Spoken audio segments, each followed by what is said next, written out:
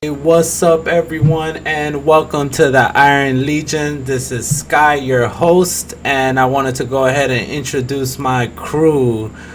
We got Blackheart up here in the top right hand corner, Hey, what's going? and then we got Walker at the bottom right corner, Yeah. How's everyone doing, man? and then we have our little Iron Legion logo at the bottom left hand corner. See, at least I know my left and rights, even though I can't say names correctly. Um, Going into the Iron Legion for this show, we're gonna talk about a little bit of WvW action, PvP, some crafting, go over the Facebook screenshot contest winners, and a little bit of GT TV action. Their showing of Guild Wars 2, some action that they had going on there. So going ahead and going to the news, we're 22 days away from release of Guild Wars 2.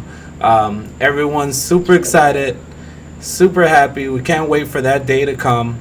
I wanted to show you guys the Facebook contest, the screenshots that they gave. So I'll go ahead and go there now.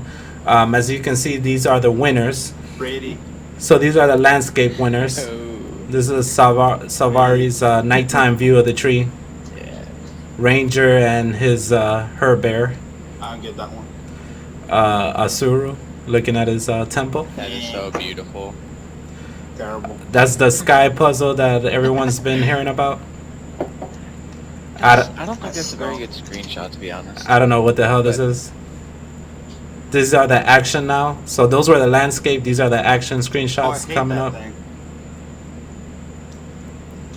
And so pretty much all the winners, they got a headset, Guild Wars 2 headset, a mouse, Pretty. and a mouse pad. Well, that's nice of them.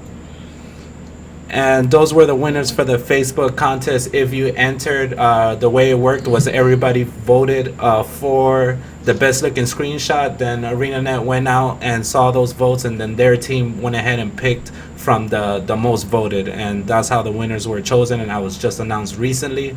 Also on the Guild Wars That's good. Facebook page this week, they also showed a lot of cool stuff. So I'll go ahead and show you guys real quick.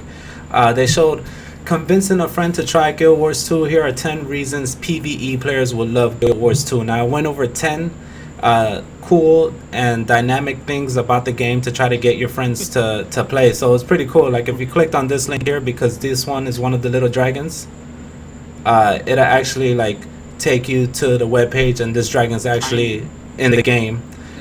If you went to one of the other links, it'll take you to It's adorable. their dynamic event system. So it just took you all across the internet looking at 10 different reasons why Guild Wars 2 has been so great, and the PvE action and all that good stuff. So if you haven't checked it out, it has a lot of information, goes over combat, dynamic systems, screenshots, just a little bit of everything, underwater lore and whatnot. So check that out on their official Facebook page.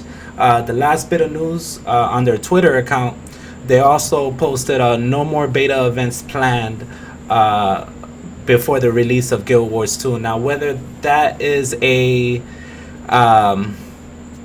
meaning that there's no more stress tests, no more nothing, that's to be determined by them, because stress tests seem like they're random events. They don't really come out as they're not planned events. So what do you guys think? You guys think there's gonna be any more stress tests? No, I think it's too close to release for No, there I being don't no think- stress test. Yeah, I feel the same way. Yeah, I mean, It's stress not- tests will have to have time to change things, so yeah, I think that it'll be released and everybody will be excited about it. It'll give us time to actually wait for the game. All right, cool. Well, As much as I want there to be something. yeah, I know everyone's feeling the same way. If the last bit of Guild Wars 2 news was they released on their Facebook after the stress test last night that they were going to be on GT TV. So if you checked it out, they showed a new area called the Field of Ruins, and I believe it's like a level 35 to 40 zone I would say 30 to 40 because the character that was playing in that video was level 30 and all the mobs were 35 to 40, and it has a lot of char and human lore in it. It's a 3-minute video of an elementalist level 30 questing through that area, so it's kind of cool if you haven't checked that out. Very PvE centric, so definitely that's at what do you call them, GameTrailers.com, where you can check out that video. Now going into this part of the show about PvP, I wanted to go over world versus world. I wanted to show you guys a cool video that I made while I was playing the last beta weekend. And basically this is Stone Mist Castle. So I'm in Stone Mist Castle defending. What actually happened is we actually just took over the castle in Eternal Battlegrounds, where there's all three people trying to fight, all three worlds trying to fight for this, and we just took over Stone Mist Castle. Now we're defending it, and they have a pretty nice size still coming back at us. So it's very ongoing. Like the fighting, it doesn't just like you take over a castle and then you're done. No, there's like way more to that. Like you gotta rebuild your defenses, rebuild your gates, get the supply camps going, get the Dolacs going back and forth, so you can rebuild and do upgrades. If not, you're just gonna get taken right back over. And this is exactly what was happening. We couldn't get enough supply to get our defenses back up, so they basically, well, that's up to the people, isn't it? yeah, so they started forming their next attack on us, and this is the second gate inside of Stone Mist. So in Stone Mist you have two gates. You have the first one, that's the outer gate, and then you have the second one, which is the second gate before you get inside. Now I'm actually going to show some footage of the gate blowing up and me running like a 10-year-old schoolgirl away from like 100 players from the other side. So it's pretty cool. Right there I picked up a defense banner. And just pretty much seeing the different abilities you can do. You can charge and swing. Yes, I just randomly picked it up. So you can see this part can sometimes get boring, but it's still a lot of fun because you can drop oil on people at the gate. There's I believe 3 different like siege things you can do while you're doing this. And then the way it works is there's 3 worlds, like I said, the blue world, the green world, the red world. Each one has a resource camp, a tower, a keep, and then there's Stone Mist Castle, which is in the Internal Battlegrounds. So this is not the part where the gate's gonna break, so let me just go ahead and keep talking. Each world has 6 resource camps, 4 towers, 3 keeps, and then the Eternal Battlegrounds is the only one with a Stone Mist Castle.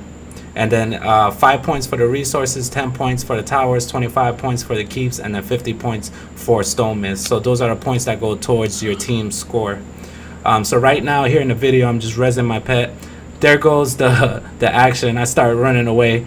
You can see the gate broke. Run like hell. Pop my number 5, my war horn, and I'm just backing up. See you die.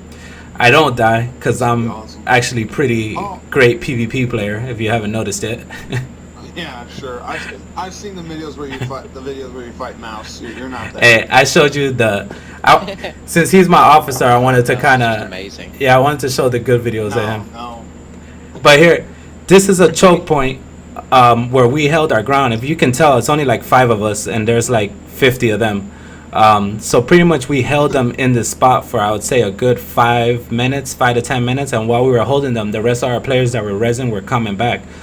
So it's really cool how this like choke point, we were just holding them. It was going back and forth, back and forth. They were acting like little scared babies. They wouldn't cross over because, I mean, with that many numbers that they had, if they just would have charged us, they would have easily won the fight and been able to go upstairs, kill I don't get why they didn't. kill the leader. Yeah, I think they were just being scared They because probably figured that there was more people. Yeah, and I mean, with that area, if 5 people are constantly spamming things in that section, someone's going to walk in, get hurt a lot real quick, and then everybody else will see that and think that there's more people than there actually are. well, they were also I mean, as you can see right there, you Not me, just I walked would've in and charged lost him. half your health in a second. well, here's this part that I want to show you guys. I got an actual skill point in here because we own Stone Mist. So when you own Stone Mist, you can just go right to the center, click that thing, and you get a free skill point. So I thought that was really cool to show everyone. Free skill points for everybody. Nice way to be helpful in defending. Yeah. That's what I was thinking. Screw helping. I'm just gonna get the skill point, guys. Yeah, Yeah. I was thinking, I'm yeah, dying. they're gonna run us over. Let me see what I can get for free around here. But you can see we have more of our team members showing up. They're still at the same area. They have more of their members, so you can just see like both sides growing in numbers while nobody wants to cross this choke point.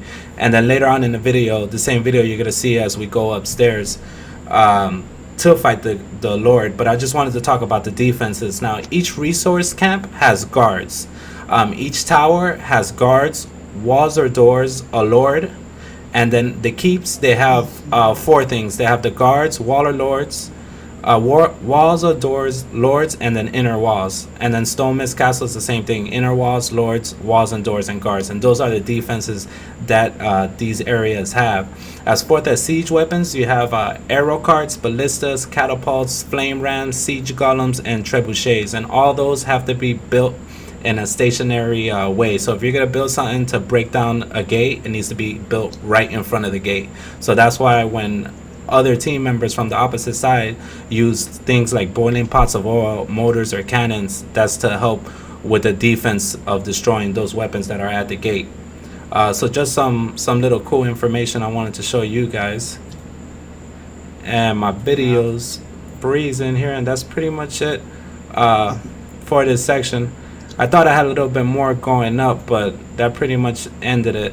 I do have a WvW ArenaNet video that I wanted to show you guys real quick, and I'll show that, let it play for a little bit, and then we'll come back to us.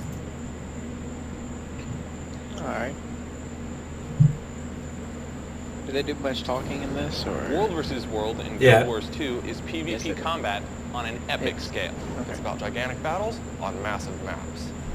Here's how it works. In World vs. World, 3 teams battle for control over objectives across 4 huge maps. Each team represents an entire server, so you've got literally hundreds of players fighting over the course of a 2-week-long war. You'll play for the red, green, or blue team. Each server has its own home map, and there's an absolutely huge central battleground to fight in as well. Each map is packed with objectives that you can capture for points. Gain enough points and everyone on your server gets bonuses. You also need to outscore your enemy to win. Anybody can play World vs. World no matter what level you are. You just hop in with your character and use the same gear you normally would. We adjust everyone to level 80, so players are roughly equal in power. The cool thing is, your character can still gain experience and loot in World vs. World, just like they would in PvE. Objectives can range in size from lightly defended resource camps, towers, to a full-on fortress. So there's always something to do and some way to contribute to the fight. A few players can wreak havoc behind enemy lines by neutralizing unsuspecting opposition, capturing objectives like resource camps, or attacking caravans that deliver critical supplies. Controlling resource camps is absolutely vital to your success. Supply gathered from those camps can be used by defenders to repair walls and upgrade objectives, and attackers can use supplies to build all kinds of nasty siege weapons. Launch fiery death from long range with a trebuchet, and batter down gates with a siege golem. If you're defending a keep or a tower, check up on the walls. There could be cannons or pots of burning oil up there just waiting to be used on the enemy. A pivotal objective worth the most points is Stone Mist Castle, a massive, heavily fortified location that requires a major effort by an army of players to conquer. World vs. World is large-scale PvP warfare the way it's meant to be. We'll see you on the battlefield. All right, just to show you guys before we open up the discussion, orbs of power. I wanted to show this real quick from the Wikiki Guild Wars 2 page because I haven't seen too much of it, even though I've been in World vs. World a lot. And this is pretty much saying that in each Borderlands, there's an orb of power, and each keep, if the other team gets into the keep, they get the orb of power and they take it back to a keep that they own. They actually. It's not in a keep though. What is it in then? Well, it's like on a little hill. Mm-hmm. It's actually not very well defended. There's a bunch of guards there, but there's no walls or anything to break through. The problem is that you have to go like balls deep into the opponent's territory because it's all the way on the top of the map. So you have to travel all the way there unseen, and then when you get there, you're right by the enemy spawn. So they can get there and just demolish you. So even though there's no keep or anything defending it that way, the players are more inclined to come stop you. Yes, I see. It's a lot easier for them to stop. So it's an NPC named that you have to pretty much defeat in their area. That's what you're saying, right? Yeah, there's like a keeper, the orb, and I think there's probably 12 guards maybe. They're really powerful, and I think they keep respawning. But then you have to take I'm not sure. you have to take the orb to your keep to get the bonus, right? Yeah. Which is like a health bonus yeah, or you have to get whatever. all the way back to where your orb of power is. So you gotta grab it and get through the enemy defenses all the way back to your portal, and then you gotta get all the way to your orb of power without getting killed. It's a long trek, but it's worth it, and it's not very well defended from the world standpoint. The people have to defend it. So did you actually get to do this while in any of the last betas? Yeah. Yeah. I think in the second beta weekend, I participated in taking the orb of power from one of them. So did you have like a ton of people chasing you while you guys grabbed the orb and started fleeing to your keep? Well, we were kind of raffle stomping at that point, so not really. We had like 5 or 6 people come try and stop our Zerg of maybe 30, 40 people, and we just killed them and just brought it all the way back to where we were. All right. So that was. I'm sure it'll be different in real game. Yeah, in real game it'll be a little different. So I think you'll get away with that. So that was. Yeah, you won't just get 5 people. Now you're gonna have about several. Well, now you'll probably have about 50 people come at you instead of just like 4. Yeah. Oh joy! It'll be one Zerg against another. Well, that's gonna end At that point, I just try to escape. the world versus world, and I'm gonna go ahead and go into the video of the month. This is the best video that I found that I thought was really funny. I'm sure Blackheart and Walker get a kick out of this. I don't know if anyone's seen this yet. Have you guys seen this? Yeah. What Yes, is this? I've Oh, seen that one's that. open? I left them talking just so you can get the surprise. Maybe they're off spawn, back to spawn, in the cave, and then straight. What the? Oh, we got another land shark right on top of my body. And it's rezzing me. It's rezzing me. No, it. Yes, it is. Look at this. He's the shark is bringing him back to life. It's. I swear it's rezzing me, and it's tanking and rezzing me. Good guy shark. Which wall are we with? Come on, shark. It's from Epic, so that's all you know. Wow. How the hell? That is so What cool. was it? Was it an NPC? That is awesome. No, it was it's a person who used I think that they used one of the potions to turn into an animal underwater or something like that. Oh. And it turned them into a shark, and then they Oh no, they're still in the water right now. Yeah. And it's just that they're still swimming. So whenever they did the revive, it just put them above the water, and so it's glitching on there.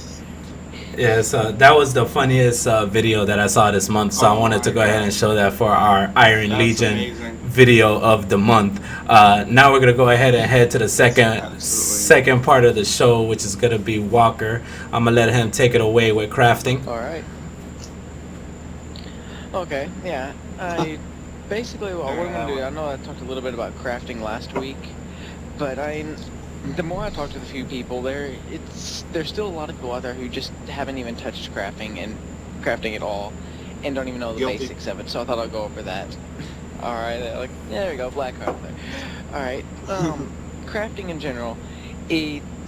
First off, there are 8 different crafts. For those who don't know, there's artificer, armorsmith, weaponsmith, huntsman, leatherworking, tailor.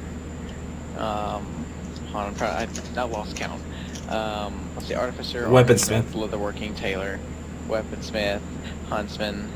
That's 6, and then there is The jeweler and the chef. and jeweler. Yeah, chef and jeweler. Yeah, those are the 2 I forgot. I don't know how I forgot jeweler. That's all I focused on in the last beta. But okay. All right, but with the 8 professions, you can go up. They each cap at 400 as the max level. And even though you go through crafting, you can gain actual experience for your character through crafting as well.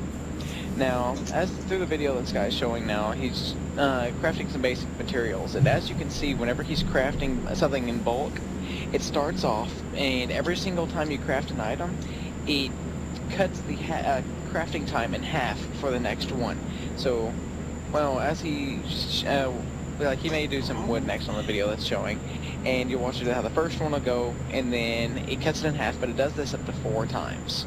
So it gets 16 times faster in total than the original thing. So, as you can see right there, That's how it nice. just starts. The first one goes slow, then it speeds up more, and then it gets to where it's going faster. And some things can end up crafting really, really fast, as like the copper you saw a second ago.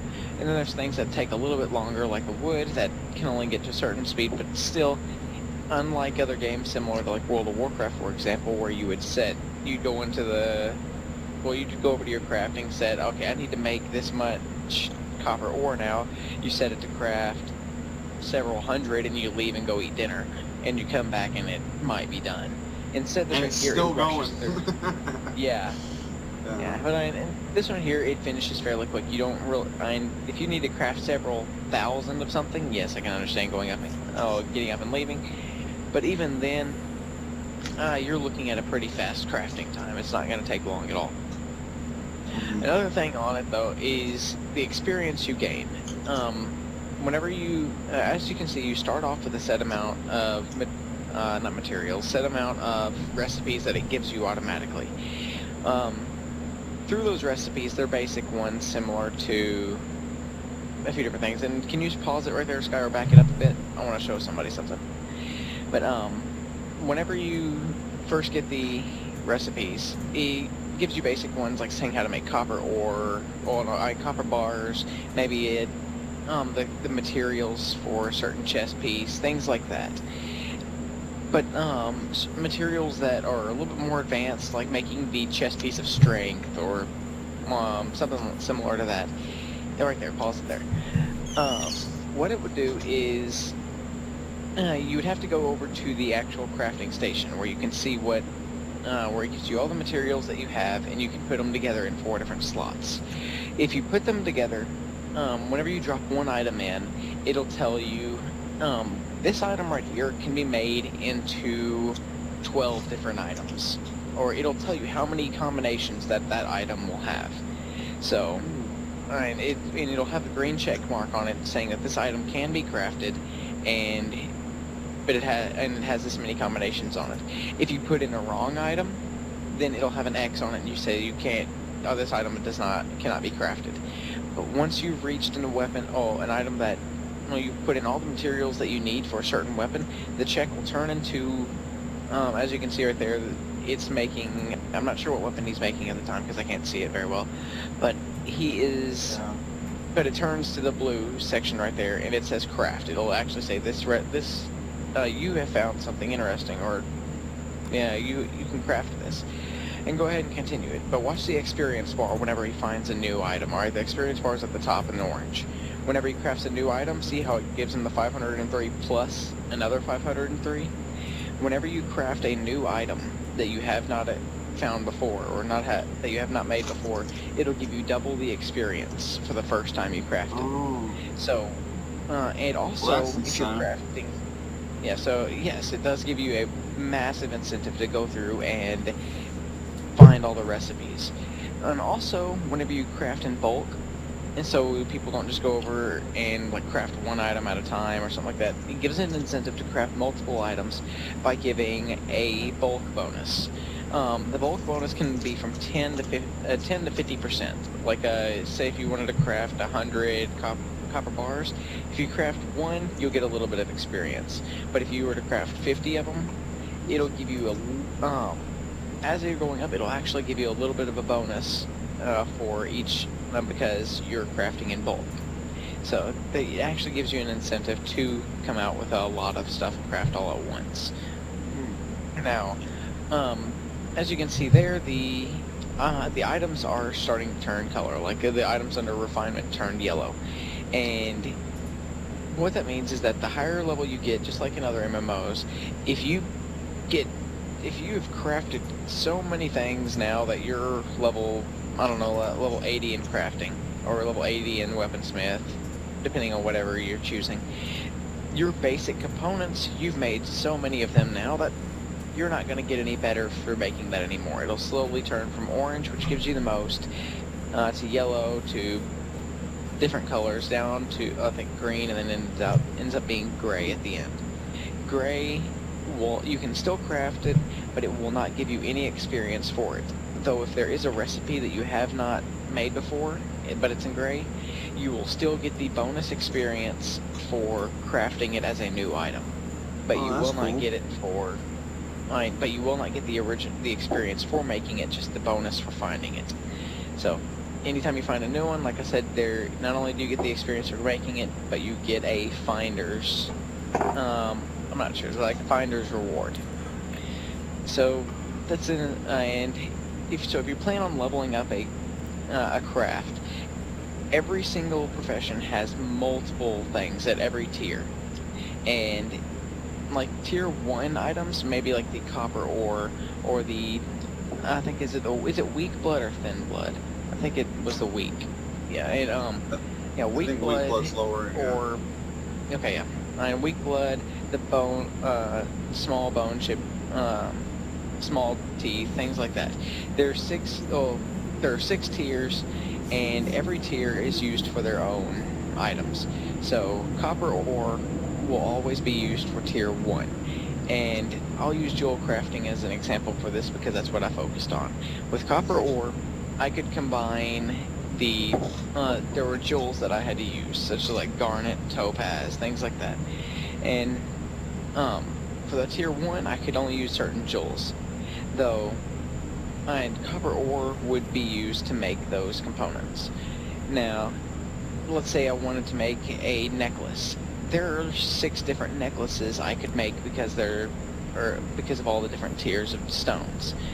That means that for each necklace I have 6 things I can uncover to get a lot of experience for. There are also rings, and there are earrings and other things like that. So there are so many things per level that you can find. It's not hard to level up. And also, whenever you're gaining experience through crafting, you gain experience on your real experience bar as well. There's XP and CXP. CXP is the crafting XP. For every 4 according to Guild Wars 2, the website, it says for every if you can max every single one of your professions, you can reach level 80 without touching a sword or picking up a weapon at all. So Really? if you divide that, yes, that is so. Those who want to go through crafting and never want to actually touch the PvE or the PvP portion, they can get to level 80 through crafting and solely that. So that gives a reason to have a merchant character who's just going to sit down at a table you can send all your mats to and just let him do crafting. Now, changing professions, because you can have 2 crafts at a time, so you can have like tailoring and something else. Tailoring is a chef. If you want to change change crafts, I think that it says that it is 10 copper for every level of your craft. So, if you want to change to a craft that is level 100, so it's for every level it's 10 copper. That means you're going to be spending 10 silver to transfer to that craft. Level 400, it's 40 silver. So 40 silver to transfer to a craft you have maxed out. But it would only but if you're transferring to a new one, it wouldn't cost anything That's at not all. too So- bad, I would assume. But then you're also so you're keeping your levels, right? Every time you switch into a new discipline. Yes. So, but you just you're paying to switch to that discipline, but you're still keeping whatever level you were before, right? From what you were saying. Yes. And then so if you go ahead. Yes, if you've maxed out 2 of your crafts, so you're finished with your chef. You're level 400 in chef. You've learned everything. Now you want to go into jewel crafting, so you can work on pendants and things like that. If you transfer over to that, you can make your items, but then all of a sudden you need to make some more cakes to throw in the auction house, the trading post. Then you can spend your 40 silver, switch back to your as a chef, and you're back to level 400 in your crafting. And so levels do stay. Now with crafting, is there anything with the gem store that incorporates weight crafting? Like, are there any things you can buy that helps you level faster? Kind of like with leveling, how you get EXP boosts. Is there anything like that for crafting? Yes. There is an EXP boost for crafting, and it's a slight XP boost. I think it's 50% XP. I didn't ever use that in the through the beta because I wanted to test out the actual leveling scale, how fast it would level, what I would need to do to level it up, things like that. But I did take a look at it, and gives you a better chance to get a critical craft or something like that. It's weird, I know, but you have a chance That's sick. of getting a special craft which gives you more experience. So it's like hitting a critical hit, but in crafting. But you get more experience from making the item. And so right there is one thing I thought was neat. Now, what else do you know about the experience on your how much CXP goes to XP? For every since there's 8 crafts, every craft that you max out will gain you 10 levels, and that's as a percentage. So I mean, you could be, if you're level 10 and you craft 10 levels, it'll raise you to 20. Or if you craft up to 400 in one craft, it'll raise you from 10 to 20. Same thing, 70 to 80. Because your experience that you get is as a percentage of your bar, not as a certain amount of experience. So if you are level 79 and you raise with 400 divided by 10, because it gives you 10 levels, that's 40 levels in your craft per actual level of your character. So you could be level 79 and just go, okay, well, I'll just go to crafting and level it up to 40 real quick, because that doesn't take long at all. And literally it doesn't. You can go over and craft like 400 copper bars and be almost level 25. So, and you can just go through and level up a craft to level 40 and gain a level. Now, but one of the harder things for people who are looking at crafting early on is getting the crafts for tier 3, tier 4 items, because if you're going to focus on crafting, getting the crafting items that are a higher level than you actually are is going to be difficult, and they will be extremely expensive in the trading post. I said it again. I need to stop. It's okay, that. we're all used to WoW. It's alright, it's alright. You'll break that habit soon. Yeah, well, I'm getting on to other people for it, and here I am saying it. Alright. Now let's see, where was I? Okay. Now, like I said though, with the tiers, every single item has a tier. There are 6 tiers in total. So with for tailoring, I believe tailoring starts off with the jute as a Come on. first cloth. Yeah, I couldn't think of the word for cloth. There it is. Yeah, the 6 different cloths. Starts off as jute, goes to wool, something else. I think it's linen, silk, or something, then silk, and the last one was some fancy word. It looked French, but I can't remember it. But there, like I said, everything has 6 fibers. I clicked the ad at the bottom of the thing. All right. But yeah, 6 things, and even whenever you're going around killing creeps, everything, whether there's the thin blood, it goes from thin blood to weak blood, regular blood, and things like that. There's always 6 tiers. So, whenever you're out looking around, the fine materials that you would get through fighting other people, which is like the blood, the teeth, the dust, those are always the ones you want to watch for, because those are what are always going to be more expensive in the auction. Oh, trading post. Yeah, got yourself on that one. Yeah, I did that one. Sorry, there are a lot of different things on the basics, but that should cover just about everything for those who want to start it.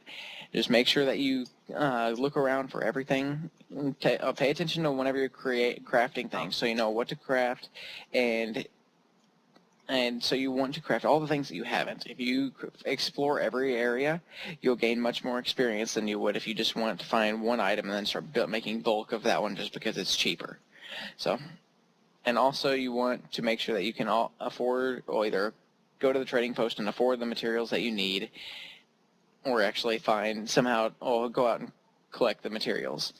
But if you go out and collect materials just straight, like going through PvE and just running from ore to ore without really fighting anything, you're going to be missing out on a lot of materials. Always fight your way, gather whenever you can.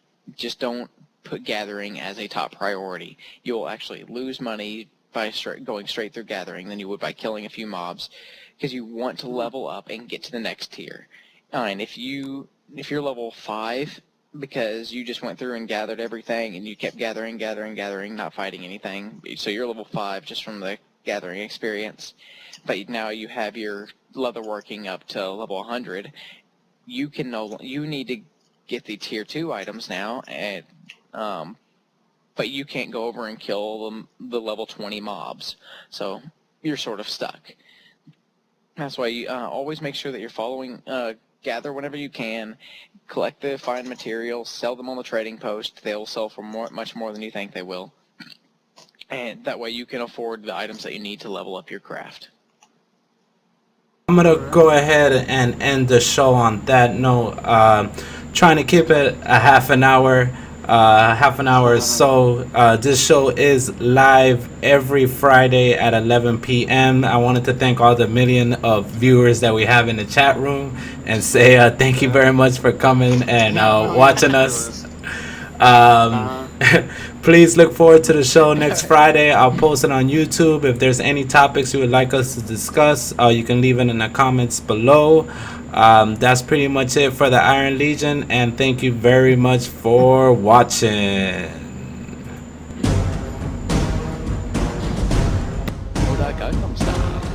Alright.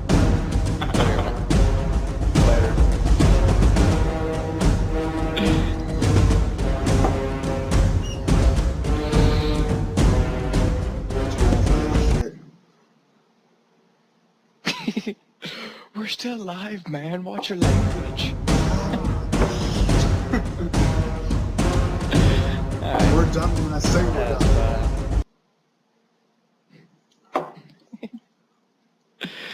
What was the show? I don't know, this guy's not talking.